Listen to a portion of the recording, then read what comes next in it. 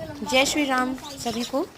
कहा जाता है जहाँ पर चिड़िया चहचहाती हैं उस घर में या उस पेड़ में या आसपास के जो एरिया से चिड़िया चहचहाती हैं वहाँ पर एक माँ सरस्वती लक्ष्मी जी का वास होता है।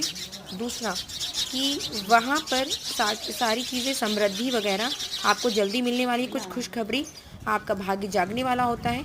तो इसीलिए चिड़ियों को बहुत ही शुभ माना जाता है। अगर आपको चिड़िया कहीं दिखाई दे जाए तो उनको उनको भोजन या उनको कुछ भी दाने जो भी देते हैं उनको देना चाहिए। और तो ये मेरे घर के पास ही मेरा पेड़ है, तो उस पे चिड़िया हैं। तो देखिए कितनी अच्छी